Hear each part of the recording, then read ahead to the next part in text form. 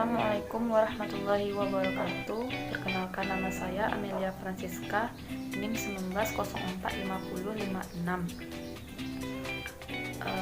Tujuan pembuatan video saya kali ini yaitu untuk memenuhi tugas mata kuliah administrasi dan supervisi pendidikan tentang administrasi peserta didik.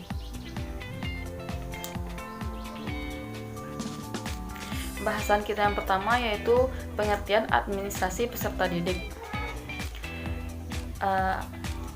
Administrasi peserta didik adalah suatu proses yang dilakukan oleh suatu personil atau suatu kelompok dalam upaya mengelola peserta didik atau siswa untuk mencapai tujuan pendidikan.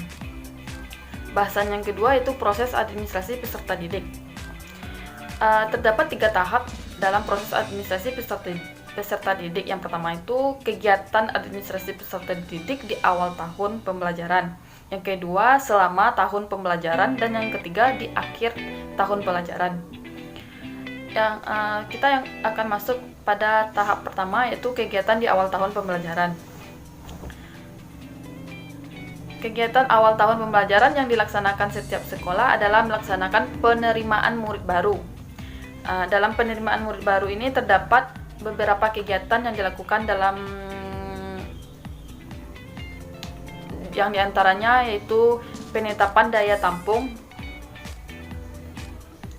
Dalam penetapan daya tampung dilakukan dengan rumus DYT sama dengan BB dikali MB, di mana keterangannya DYT adalah daya tampung dan BB adalah banyaknya bangku dan MB adalah muatan bangku. Tahap kedua itu penetapan syarat-syarat murid baru. Dengan syarat yang sudah ditetapkan, biasanya Depdikbud dan dijadikan pedoman bagi sekolah-sekolah pembentukan panitia atau petugas penerimaan murid baru. Nah, tahap yang kedua yaitu selama tahun pembelajaran. Setelah murid diterima di sekolah, langkah selanjutnya itu membina murid tersebut sehingga berkembang kemampuannya secara maksimal sesuai dengan tujuan sekolah.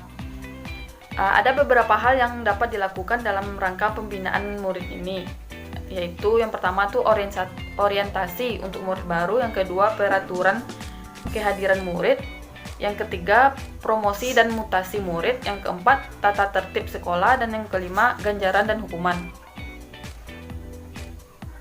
Selanjutnya itu tahap yang ketiga yaitu akhir tahun pelajaran. Adapun kegiatan pada akhir tahun pelajaran adalah pelaksanaan ujian nasional dan ujian akhir semester. Administrasi yang dilakukan berhubungan dengan kegiatan yang pertama pelaksanaan ujian nasional, yang kedua kenaikan kelas. Pembahasan yang C yaitu instrumen administrasi peserta didik secara manual dan elektronik. Catatan tentang data siswa di sekolah dibedakan menjadi 2 jenis. Yang pertama itu catatan data siswa untuk sekolah, yang kedua catatan siswa untuk masing-masing kelas. Nah, catatan data siswa untuk sekolah berupa buku induk, buku kliper, catatan tata tertib sekolah. Contohnya yaitu kumpulan semua peraturan. Nah, selanjutnya itu catatan siswa untuk masing-masing kelas, yaitu buku kelas yang merupakan cuplikan dari buku induk, buku prestasi sekolah, buku catatan bimbingan dan konseling, buku catatan prestasi murid. Contohnya itu buku daftar nilai dan buku pelanggan atau buku rapor dan buku mutasi. Pembahasan selanjutnya itu peran guru dalam administrasi peserta didik.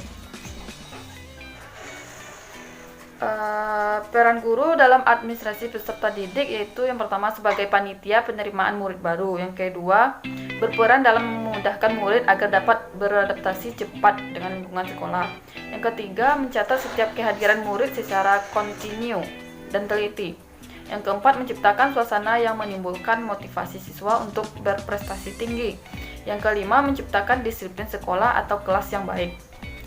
Baiklah, segitu materi kita pada hari ini. Saya ucapkan assalamualaikum warahmatullahi wabarakatuh.